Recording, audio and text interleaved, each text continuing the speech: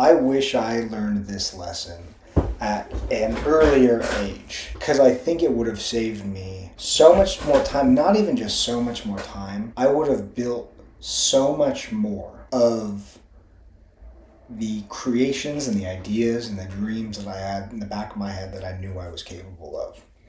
And really a lot of that was held back by my incompetency at this one specific thing. And the reason I bring this up is I had this conversation with a gentleman recently who was talking about these recurring consumptive behaviors, the scrolling, procrastination. He was daydreaming a lot because he was in this position that he didn't really like, and then emotions came up, and the emotions led him to engage in things he wasn't really stoked about, and then it turned into this negative feedback loop that you are well aware of, I'm sure, right? And it ends up being not only time wasting and distraction, but also it starts to eat at your own self-trust and your own self-confidence, and it just keeps feeding back. It's a pretty vicious cycle.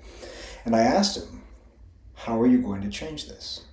Well, before I asked him, I said, is this important? He's like, yeah, this is super important. I need to fix this. I was like, all right, how are you going to do that? What steps are you going to take? And he said, I'm just going to do more. It's basically what he said. I think the way he phrased it was, he said, I'm just going to take small actions toward my goals.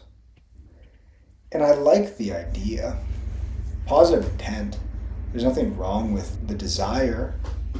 It's just that really what that statement is saying is, I'm going to do the same thing as I have been doing and hope for different results. And there's some probability that he succeeds. He's a smart guy.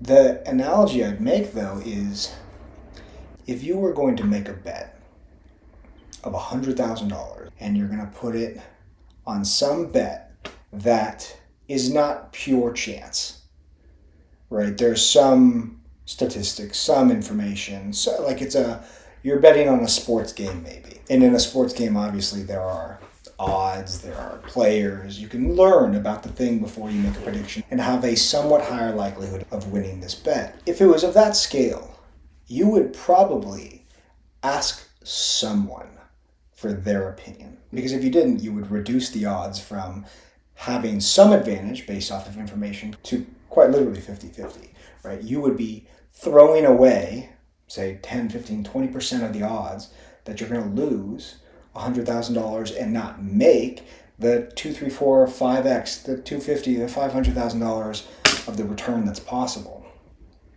You would probably think it's pretty dumb to not ask anyone for their advice on this. Now, bring that into your own life. Look at your career. Look at this guy's career. He's an engineer. He probably makes, I don't know, $75,000, $100,000, something like that.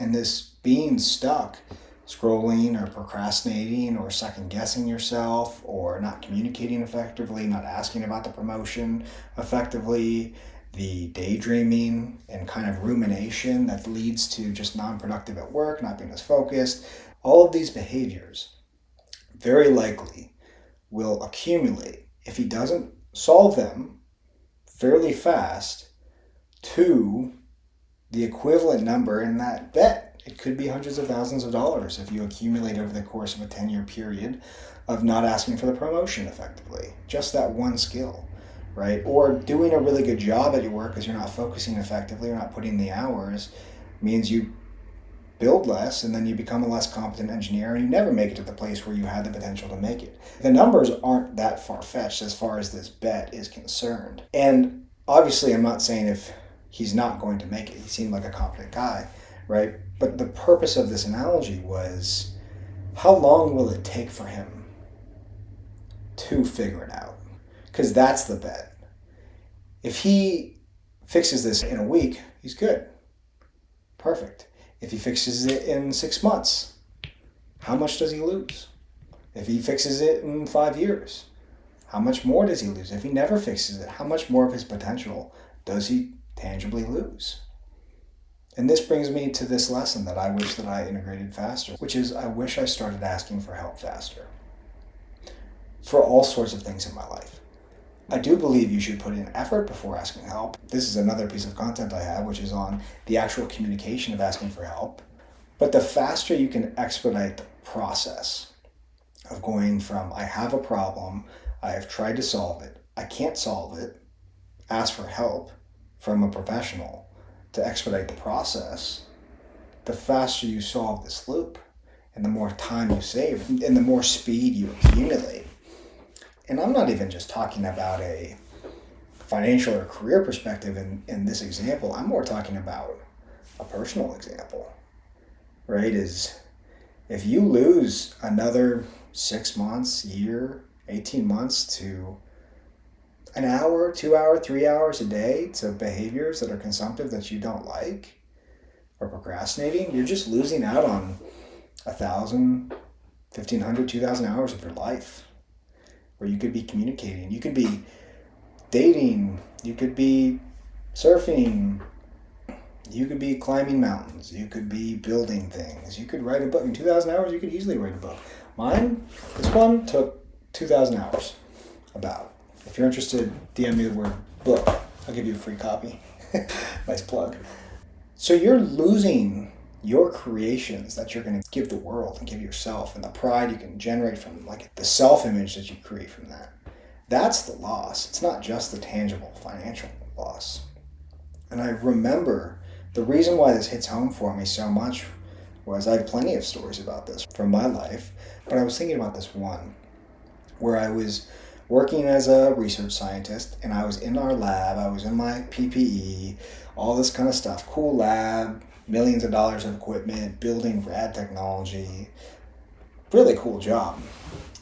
And I was on my work laptop scrolling Instagram of some girl that I met, not even recently, like 2 years beforehand.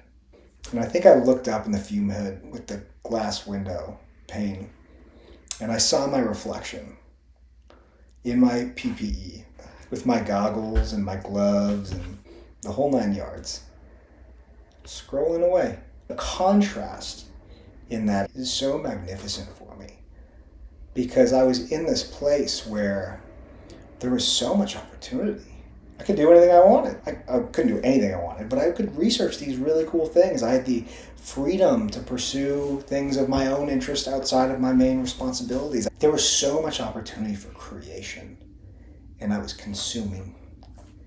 And I wish that long before I was in that moment, that I asked for help to overcome those behaviors. I wish I recognized how much I was losing out in those moments. Because the reality is that time was lost. Don't try to argue with me on this. There's no world in which I look back on that. I have no regrets, and I still love myself. I have no issues. Just to be clear, I have no regrets, nor do I attack myself anymore for that. There was a time where I did, which is a different discussion.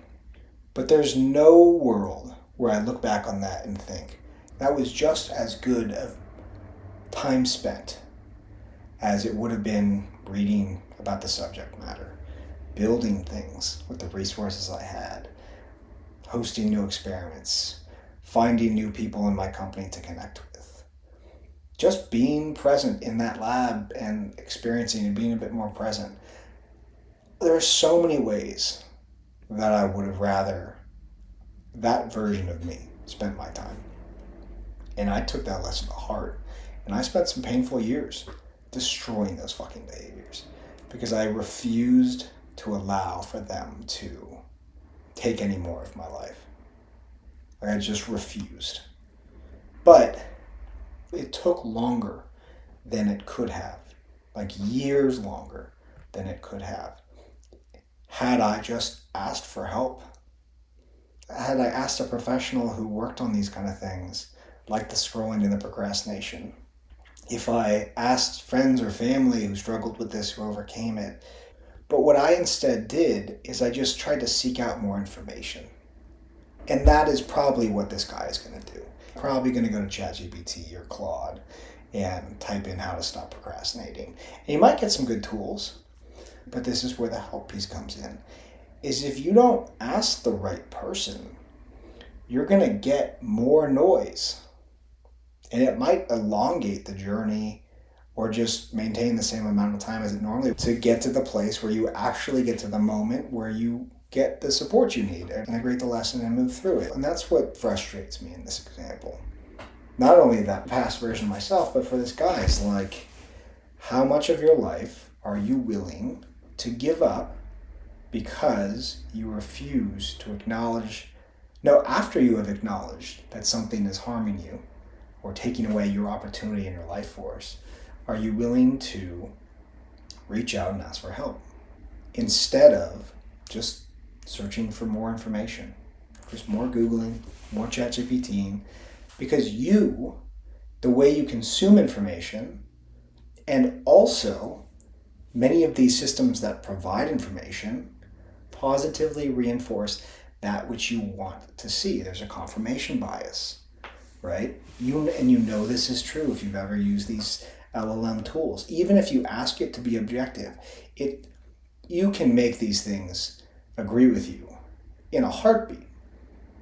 You could have it disagreeing with you on some dramatic, ethical, moral quandary, but then ask it, be like, but come on, I'm right, aren't I? And I'll be like, oh yes, of course. Actually, you're right. When you phrase it that way, it's obviously no longer an ethical issue. And because of this confirmation bias of ourselves and of the resources we use, and of just the vast amount of information out there that is not necessarily helpful because it's not tuned to the actual experience we're facing, a lot of that time gets wasted too. It's just more research, but it's not action. It's a different form of consumption.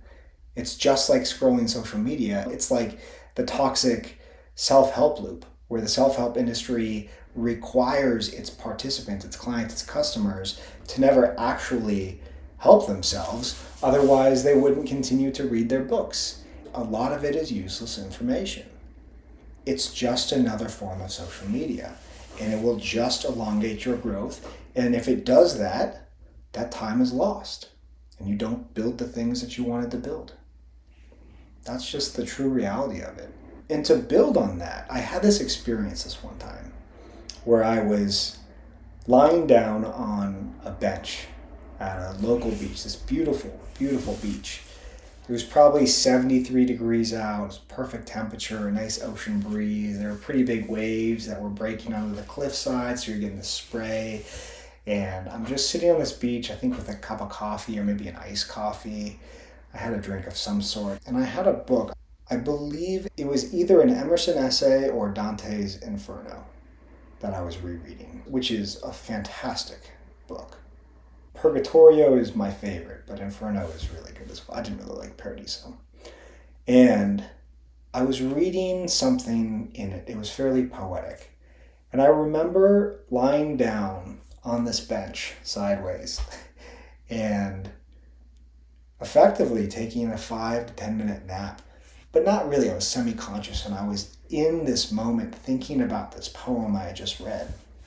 And it impacted me so deeply in that moment, so much more than when I read the actual prose. I had this quite impactful experience where I recognized that my emotional reaction and integration of that which I read was far more important, far more potent than the reading of the thing itself. The information on the page conveys the topic, it conveys the words, the meaning. But unless you feel it, unless you breathe it in, unless you potentially even nap on it, whatever it is, you don't get it. It stays on the page. And it stays on the page in whatever form or shape that it's in, and not in the way that you actually experience or need it, or would best integrate or learn or understand it. And it was in this moment that I recognized that a great deal of learning is not on the paper, but instead in your mind. And there is a separation of the two. And what happens is when we're constantly scrolling and searching for information, is we never allow ourselves the moment, not especially if it's the wrong information, but we never allow ourselves the moment where we get to feel that which we are learning. And I hope this doesn't sound too meta or too off topic, but the point is, if the information is biased and wrong, it's already useless. And then if you constantly search for information and you're not provided with information or tools or resources that are specific to you and will help you in your moment because you didn't ask for help, then you preclude the opportunity to even get to the place, the third piece, which I'm talking about, which is the reality that the information, especially in personal growth, is useless. It's useless if it's not felt. And this is what we talk about when we talk about doing the work on yourself, when people have breakthroughs. It is the moment upon which the information turned to insight. And that takes a different amount of time for different people, different behaviors, different whatever it is, right? But in a performance standpoint, when you're trying to optimize behavior in order to create, to push yourself, to grow, to reduce consumptive behaviors and establish creative behaviors, the faster that you can get to that place where the information turns to insight, the more you expedite the process. And the result of that is the more of your life that you save to be spent in a more desirable way. That is the point. Asking for help in the right place allows for you to expedite the process of getting the experience of the integration of information that is helpful and correct into insight that you will then use as a new methodology of living. In layman's terms, the faster you ask for the right help and receive it, the faster you get to the place where you learn the lesson. You genuinely feel and understand and learn the lesson and look at the world in a different way and leave behind behaviors that don't serve you, such that you can spend more of your life in a way that you genuinely want to, in alignment with your core values. That's the premise. It's the one that I wish my 22 or 23 or 24-year-old self or 25-year-old self would have picked up on earlier.